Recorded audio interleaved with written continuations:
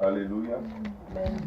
Éternel, parle à nos cœurs, enseigne-nous, apprends-nous à te connaître, afin que, Seigneur, dans nos vies, nous puissions bénéficier de tout ce qu'il y a comme privilège, comme grâce, comme faveur de t'avoir béni. Lave-nous dans ton précieux sang, crée en nous un cœur pur, renouvelle en nous un esprit bien disposé, Seigneur, viens accomplir tes desseins dans nos vies, et que chacun de nous sorte de ce lieu, Seigneur, béni, fortifié, transformé, par la puissance de ta parole qui est la vérité, qui est la vie, qui est le chemin et qui est tout pour nous. Papa, viens nous aider afin qu'après avoir entendu ces paroles, que nous puissions les mettre en application. Bénis, Seigneur, le chef de famille, Papa Kofi, bénis, Seigneur, les enfants, bénis. Papa, la famille qui nous accueille infiniment, abondamment, bien au-delà de ce qu'ils demandent et espèrent.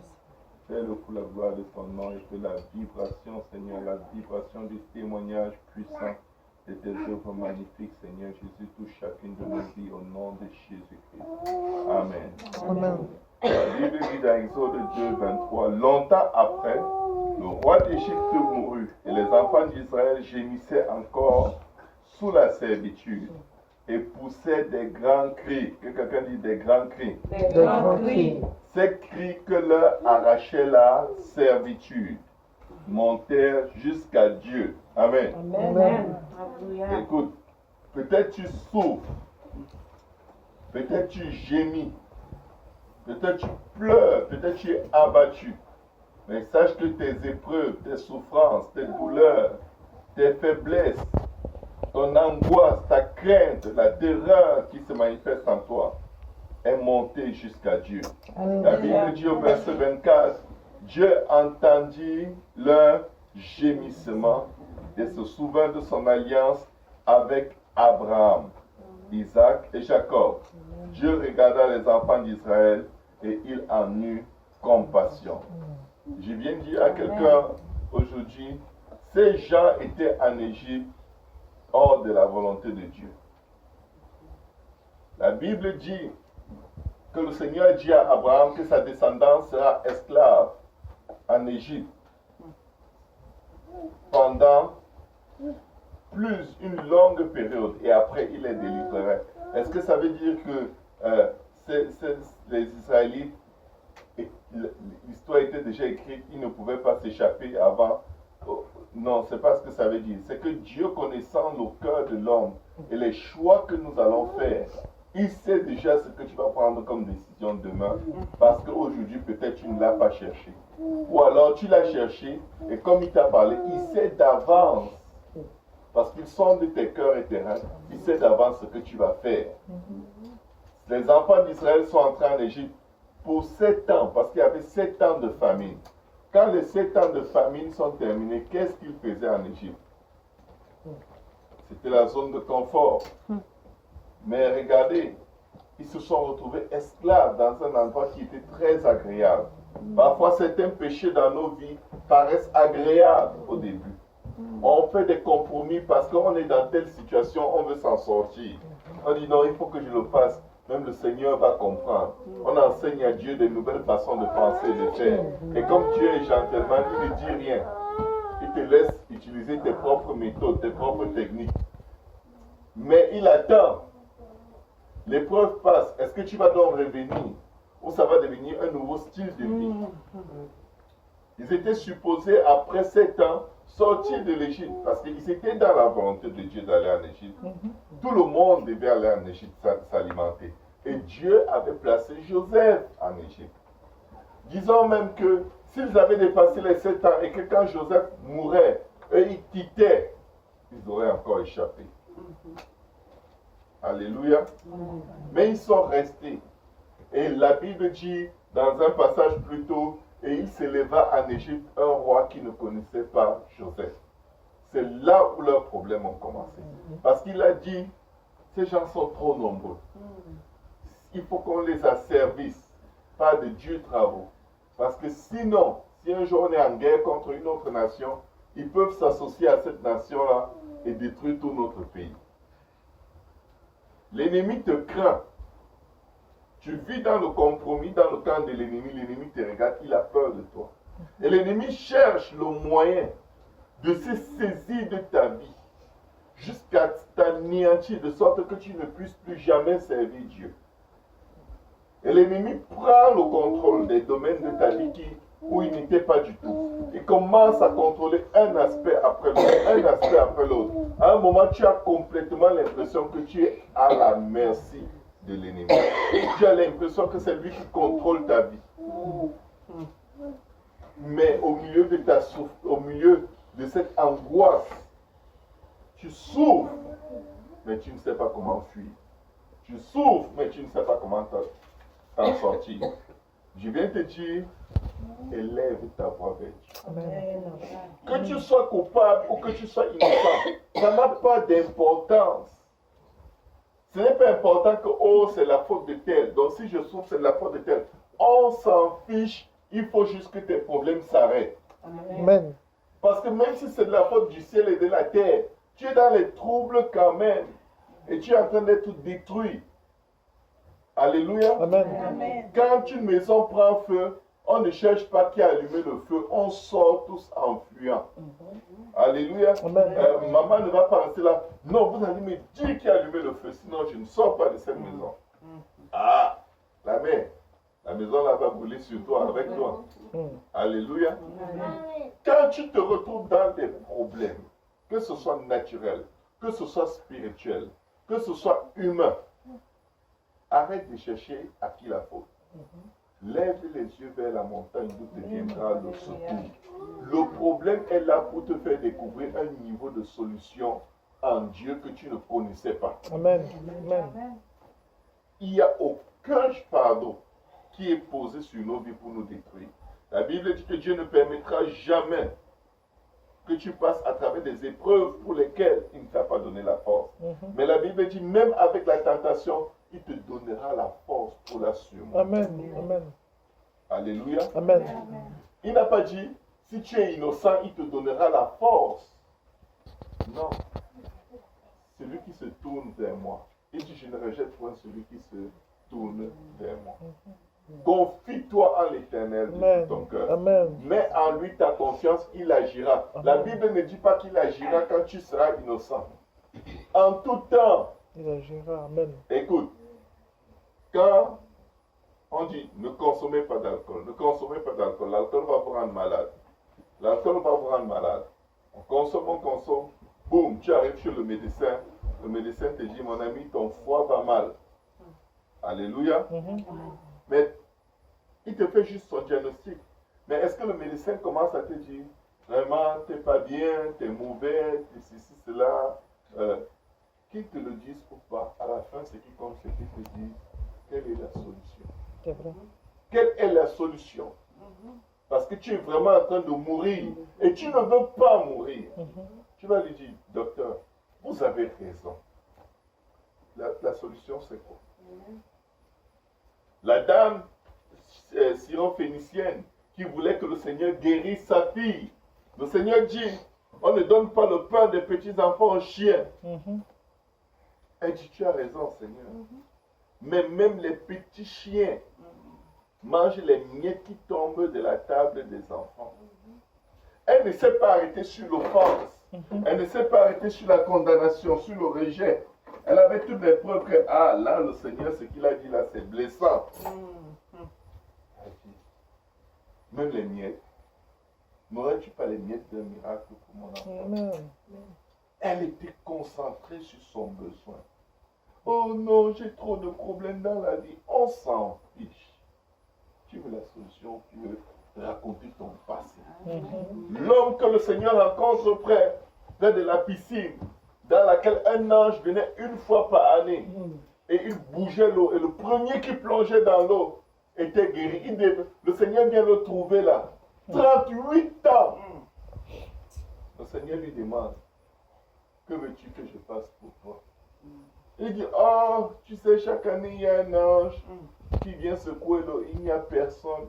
Ce n'est pas ça que le Seigneur ne demande pas les plaintes. Oh, que veux-tu que je fasse pour toi? Amen. Tu te plains, arrête de te plaindre. Tu gaspilles ton énergie dans les plaintes. dans les accusations. Non, quand j'étais bébé, on m'a fait ceci. Et quand je suis devenu grand-père, on m'a fait cela. Quand je serai arrière-grand-mère, c'est sûr. Et on s'en fiche. Oh, Seigneur, merci. Ton passé est passé. La Bible dit, celui qui est en Christ est une nouvelle créature. Les choses anciennes sont passées. Je vais te dire, même le problème dans lequel tu es aujourd'hui, demain, ce sera passé. Ce sera ancien. Toute chose est devenue nouvelle. Pourquoi? Parce que le Dieu de la solution à ton problème se prononce et ton problème finit. Alléluia. Amen. Nous devons nous approcher de Dieu avec assurance. Il dit, approchez-vous donc avec assurance devant le trône de la grâce pour obtenir miséricorde et grâce selon vos besoins. Dieu est là pour répondre aux besoins. Tu as besoin de salut, il vient pour te sauver, pas pour te condamner. Amen. Quand Adam et Ève ont péché contre Dieu dans le jardin, ils avaient besoin d'un sauveur. Et quand Dieu s'est pointé, c'était pour les sauver. C'était même pas pour les jeter hors du jardin. Non, ce n'était pas son intention. Il cherchait juste que chacun d'eux dise, Seigneur, j'ai péché contre toi. Pardonne-moi, sauve-moi. Aucun, ils ne l'ont pas fait. Ils ont commencé à dire, oh, la femme que tu as mis à côté de moi, que quelqu'un dise Alléluia. Alléluia. Ça ne change rien. Ne parle pas à Dieu selon des choses qui ne vont rien changer. Dieu connaît la fin de toutes choses avant son commencement. Il sonde les cœurs et les reins. Il connaît qui est coupable, qui est innocent. Il connaît toute notre part de responsabilité. Il connaît ce que l'ennemi a fait. Il connaît toutes choses. Quand Dieu nous parle, quand Dieu nous approche par sa parole, il veut qu'on lui présente nos besoins. Ne vous inquiétez de rien, mais faites connaître vos besoins à Dieu. Faites connaître vos besoins. Pas qui vous a mis dans les problèmes. Faites connaître vos besoins à Dieu par des prières et des supplications avec action de grâce. Et la paix de Dieu qui surpasse toute intelligence gardera vos cœurs et vos pensées en Jésus-Christ. Quand Dieu te regarde, il connaît ton besoin avant toi. Mais il aimerait tellement s'approcher de nous et que nous lui disions, Père, c'est moi. Je suis trop malhonnête. Aide-moi à être honnête. Ne commence pas à dire, Seigneur, tu vois, c'est parce que vraiment, je craignais que le gouvernement me réclame les impôts et j'avais peur et j'ai menti dans ma déclaration. Dis, Seigneur, pardonne-moi, je triche dans les impôts. Lave-moi dans ton sang. J'ai besoin de ton salut. J'ai besoin de la vie que tu donnes. Je suis pécheur. Regardez, David. Nathan a pris du temps en prière avant de venir le confronter. Il avait pris la femme de quelqu'un, couché avec elle, engrossé, fait tuer le type. Nathan lui a posé une colle. Un homme avait pris un de il était riche. Son voisin n'avait qu'une seule. Quand l'homme riche reçoit son invité, il va prendre la brebis du pauvre. Que le pauvre couchait sur son sein comme son enfant. Et il l'a tué pour donner à ses amis. Alors qu'il avait dit. David dit, quoi? Un tel homme mérite la mort. Vous savez, c'est ça qui fait que nous avons du mal à recevoir le pardon de Dieu. Parce que la condamnation, on aime condamner. On aime accuser, on aime frapper. Quand quelqu'un est coupable, on veut lui couper la tête. Et ça fait que nos cœurs sont tellement endurcis que pour recevoir nous-mêmes le pardon de Dieu quand nous avons failli, c'est difficile. On n'ose pas lever la tête. Caïn a péché contre Dieu. Il a refusé d'offrir un sacrifice qui comportait le sang. Dieu accepte l'offrande de son frère, Dieu refuse son offrande. Il marche la tête baissée. Peut-être tes actions ne sont pas agréables à Dieu et tu marches toujours la tête baissée. Tu n'oses pas lever le visage. Mais qu'est-ce que Dieu dit à Caïn? Pourquoi as-tu l'air abattu et pourquoi t'irrites-tu? Voici, si tu agis bien, tu lèveras la tête. Le péché se couche à ta porte. Résiste-lui. Et ses désirs se portent vers toi. Mais toi, résiste-lui. Peuple de Dieu. Tout ce dont Dieu avait besoin, c'est que quand il lui dise, pardonne-moi Seigneur, donne-moi le moyen de t'offrir le bon sacrifice. C'est tout. Pardonne-moi, Seigneur, aide-moi à vivre dans la sanctification. Pardonne-moi, Seigneur, aide-moi à prier, je ne prie jamais. Pardonne-moi, Seigneur, aide-moi à jeûner, je ne jeûne jamais. Pardonne-moi, Seigneur, aide-moi à lire la Bible, parce que je ne lis jamais la Bible. Ne dis pas, comme les enfants sont trop nombreux, et que mon mari est trop fatigué, et que tout est sur mes épaules. Qu'est-ce que ça, c'est des histoires? C'est des histoires. Que veux-tu que je fasse pour toi? Amen. Ce peuple a crié. Dieu entendit leur gémissement et se souvint de son alliance avec Abraham. Nous sommes un peuple qui a une alliance avec Dieu. Amen. Si tu as été baptisé au nom de Jésus, tu as une alliance avec Dieu. Donc quand tu te trouves dans des problèmes, que ce soit de ta faute ou pas, crie à Dieu. Seigneur, souviens-toi de ton alliance. Souviens-toi de l'alliance que nous avons scellée dans les eaux de baptême. Que quelqu'un dise Alléluia. Alléluia. Souviens-toi du sang que tu as versé à la croix. Est-ce qu'on peut acclamer le Seigneur? Il a payé un grand prix pour répondre à tous nos besoins. Tu as besoin de salut, il est là. Tu as besoin de santé, il est là. Tu as besoin d'argent, il est là. Tu as besoin de quoi que ce soit, il est là. Il est le pain de vie. Amen. Alléluia. Amen. Il est le pain de vie. Il savait que tu passerais par là. Amen. Amen. Et quand nous sommes, c'est une des choses qui nous condamne le plus, c'est qu'on se dit, oh, je suis chrétien, je ne suis pas supposé faire de telles choses. Donc vraiment, je n'arrive pas, ça ne vaut pas la peine. Écoute, Dieu sait que tu n'es pas supposé. Tu prêches quoi à qui? À Dieu? Il le sait. Mais est-ce qu'il va te rencontrer à l'autel de la repentance? Parce que ceux qui se condamnent, ils fuient Dieu. Adam et Ève se sont tellement condamnés que quand ils ont entendu Dieu venir dans le jardin, ils ont fui pour se cacher. Et ils ont essayé de recouvrir leur péché, leur nudité, par leurs propres moyens, par leurs propres œuvres. Ça ne marche pas. Tu ne peux pas effacer tes péchés en faisant du bien aux gens. Tu ne peux pas.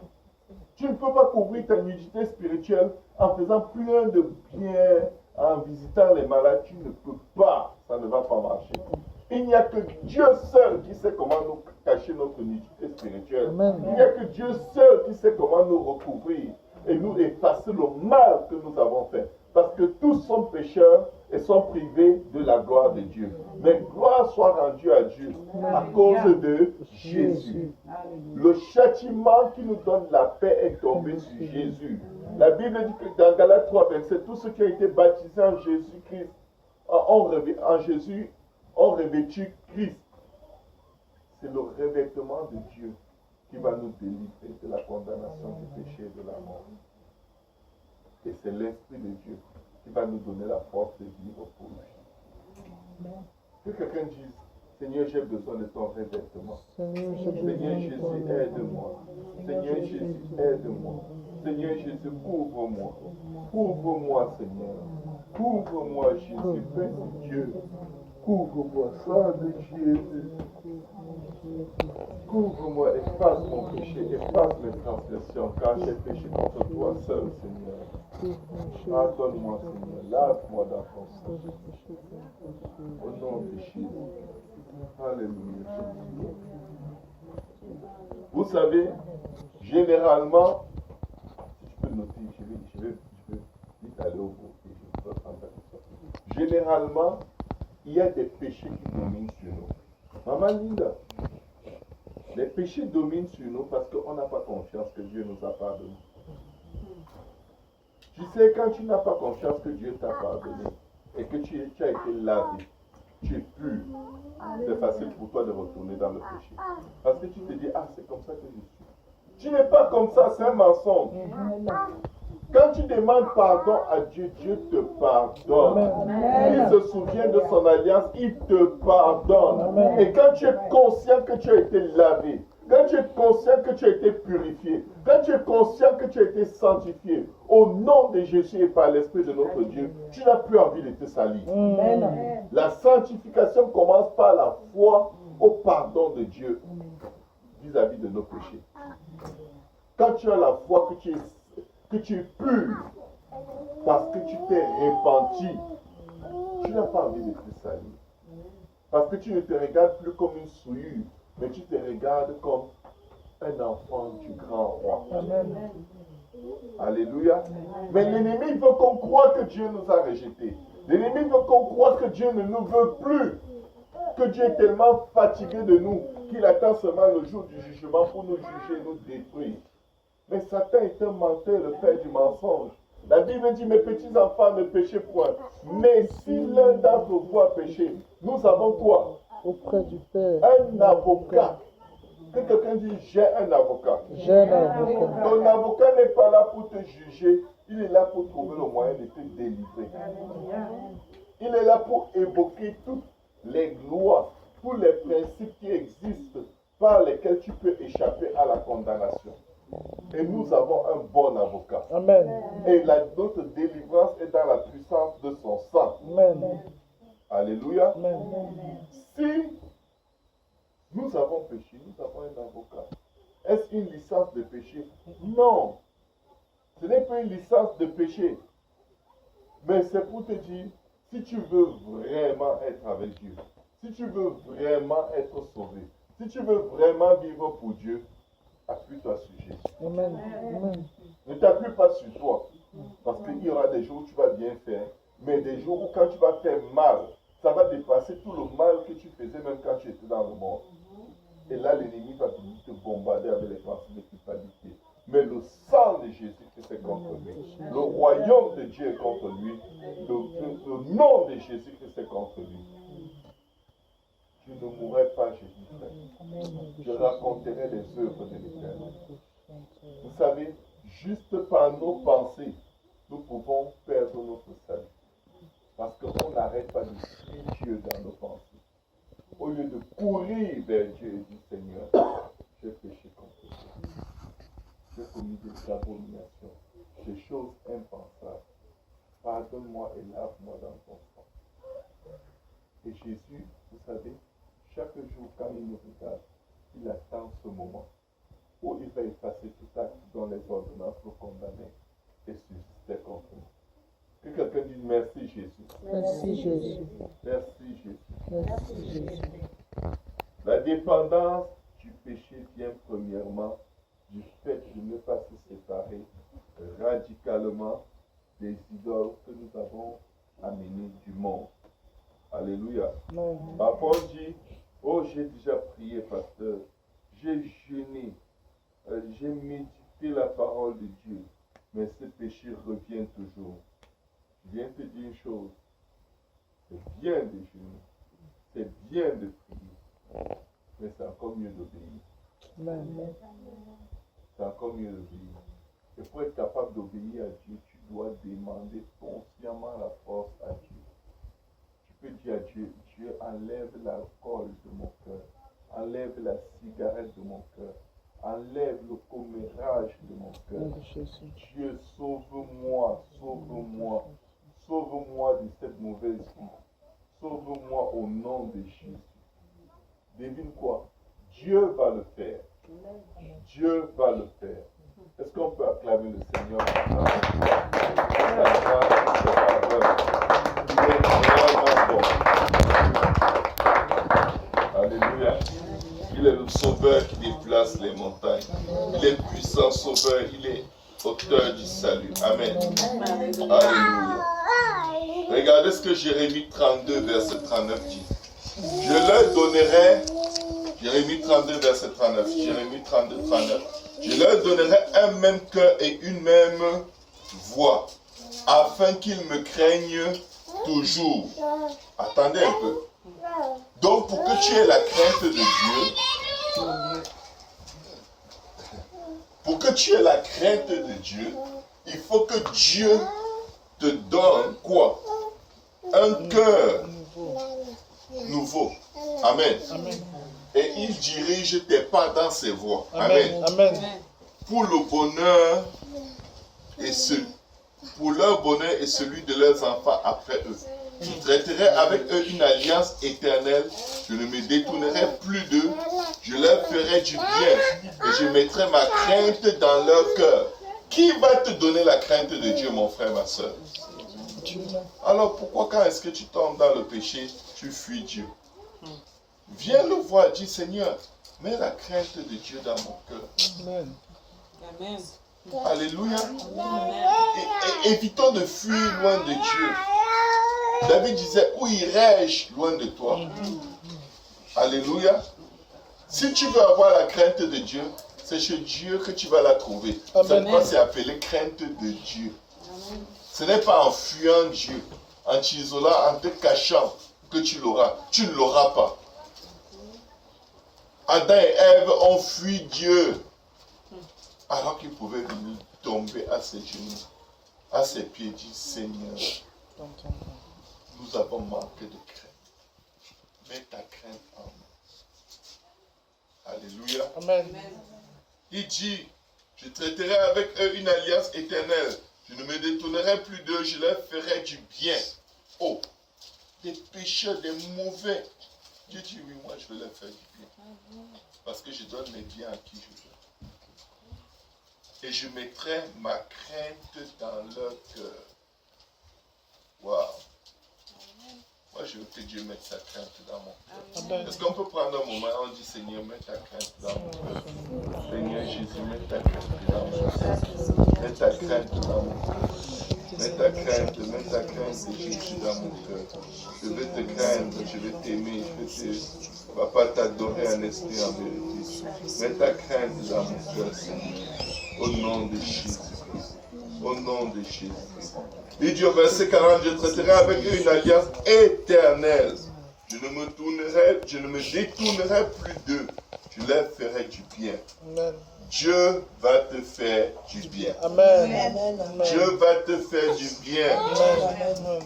Il dit, et je mettrai ma crainte dans leur cœur afin qu'ils ne s'éloignent pas de moi. Waouh. Waouh, waouh, waouh. Que le nom du Seigneur soit béni. Que le nom du Seigneur soit loué. Que le nom du Seigneur soit élevé. Que le nom du Seigneur soit exalté. Alléluia. Dans Hébreux chapitre 8, Hébreux chapitre 8, verset 10. Hébreux 8, 10. Mais voici l'alliance que je ferai avec la maison d'Israël. Après ces jours-là, dit le Seigneur, je mettrai mes lois dans leur esprit. Je les écrirai dans leur cœur, et je serai leur Dieu, et ils seront mon peuple. Attends un peu. C'est Dieu qui va mettre sa loi dans ton esprit. C'est Dieu qui va te donner un cœur nouveau dans lequel il a écrit sa parole. Alléluia. Amen. C'est Dieu qui va choisir de devenir ton Dieu. Et tu seras son peuple. Amen. Alléluia. Amen. Nous voulons arriver à un endroit où nous reconnaissons cette dépendance totale. Et que cette dépendance à Dieu nous donne force et courage pour vivre pour Dieu tout le restant de nos vies. Parce que son pardon est disponible pour tous ceux qui croient en lui. Amen. Amen. Alléluia. Gloire au nom de Jésus. Gloire au nom de Jésus. Jésus a vécu une vie sans péché à cause de la plénitude de l'esprit qui habitait physiquement en lui. Nous devons être remplis de l'esprit. Que notre coupe déborde. Que la paix de Dieu qui surpasse toute intelligence garde nos cœurs et nos pensées en Jésus. Prenons 1-2 minutes à parler au Seigneur par rapport à ce message que nous avons écouté. Demandons-lui la crainte de Dieu.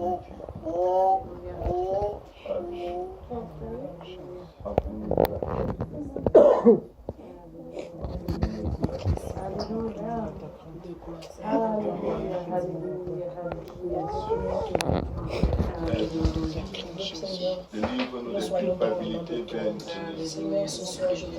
Remplis-nous de convictions, Seigneur. Oh Dieu, délivre-nous, joie.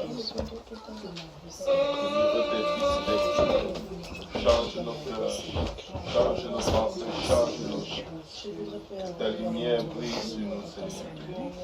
Ta lumière brille dans nos yeux. Seigneur Jésus. Seigneur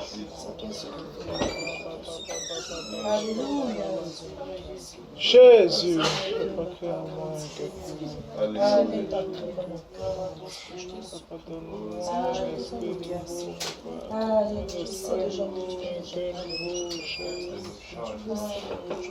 Aide-nous à se faire confiance, aide-nous à croire en ton pardon.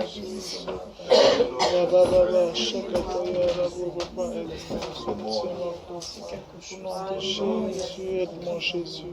Aide-moi, Papa. Aide-moi sur mes pieds, Papa. Au nom de Jésus, que quelqu'un dise au nom de Jésus. Au nom de Jésus. Quelqu'un dit, je ne craindrai pas, je m'approcherai de Dieu au nom de Jésus. Je ne craindrai pas, je m'approcherai de Dieu au nom de Jésus. Je ne craindrai pas, je m'approcherai de mon Dieu au nom de Jésus. Je ne craindrai pas, je m'approcherai de mon Dieu au nom de Jésus. Au nom de Jésus. Au nom de Jésus. Au nom de Jésus. Alléluia.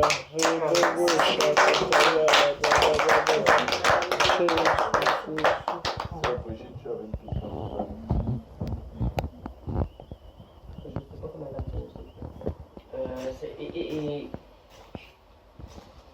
Si tu arrives à t'en mettre à Dieu,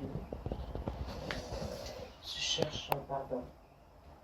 Avec la conviction que oui, Dieu te pardonne.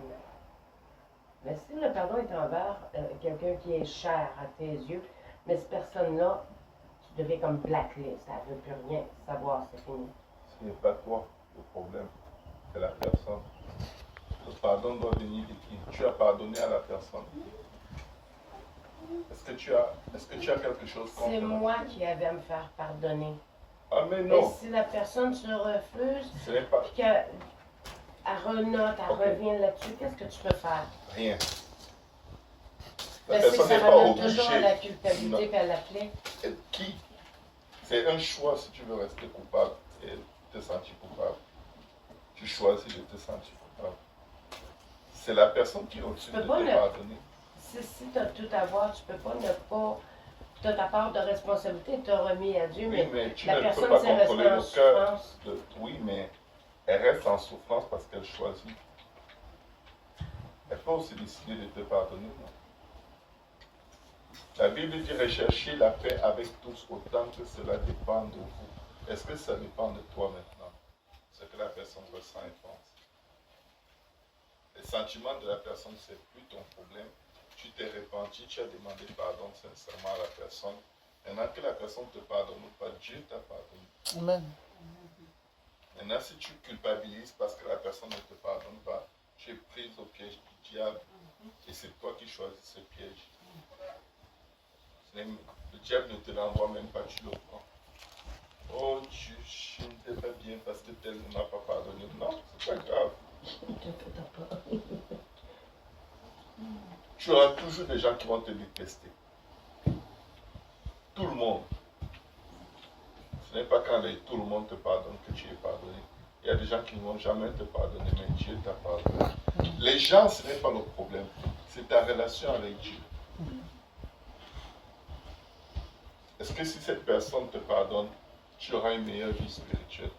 Est-ce que tu vas plus jeûner, plus prier, plus lire la Bible? Non. Non, mais tu peux te sentir plus en paix. C'est un choix. Si tu aimes tellement cette personne-là, puis. C'est un choix. Si tu ne veux pas être Mais en ça ne paix, serait pas comme lui faire sentir une indifférence. non, ce n'est pas de l'indifférence. Regarde, il y a des gens qui me disent tout qui te détestent. Tu vas faire quoi? Tu vas t'en vouloir toute ta vie parce qu'eux, ils te détestent. Ils ont choisi de gâcher leur vie. Toi, ne gâche pas la tienne parce qu'eux, ils gâchent la leur.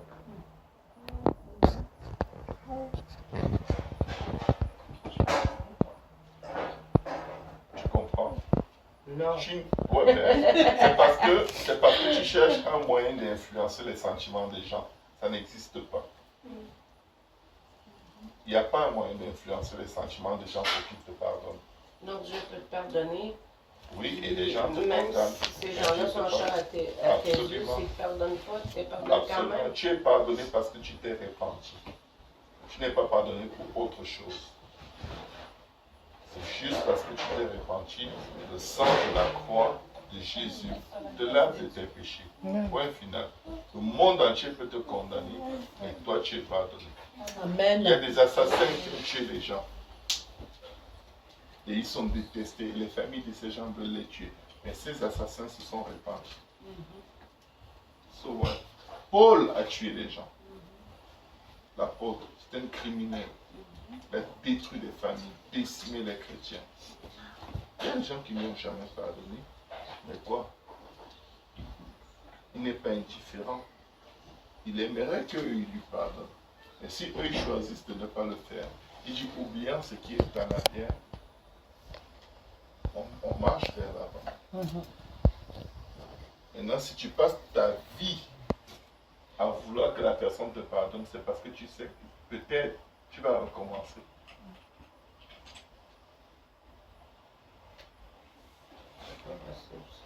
Peut-être, je dis peut-être. Je vais vous dire une chose. C'est pas grave que les gens refusent de te pardonner. Parfois, quand on te pardonne trop facilement et trop vite, tu recommences aussi vite. Donc, des fois, Dieu permet que la personne soit vraiment là dans ta conscience pour te rappeler que tes actions sont vraiment mauvaises. J'espère que tu ne vas pas le répéter avec quelqu'un d'autre. Ouais, parce que si la personne te pardonne et tu le sais, comme cette personne est si importante pour toi, tu vas aller faire la même chose à des dizaines de personnes ailleurs. Mais parce que tu te souviens que quelqu'un te déteste pour ce que tu as fait, chaque fois que l'ennemi va te tenter à faire la même chose à quelqu'un d'autre, tu vas dire non, non, non, j'ai déjà quelqu'un qui me déteste. Je ne veux pas deux personnes comme ça dans ma vie. Donc cette personne va rester comme une cicatrice du souvenir de tes mauvaises actions. Et ce n'est pas grave pourvu que tu ne recommences pas. Mais Dieu t'a pardonné. Quelqu'un d'autre a une autre question? Amen. Amen. Nous rendons grâce à Dieu. Le Seigneur a été vraiment merveilleux pour nous. Alléluia. Est-ce que quelqu'un a une requête de prière?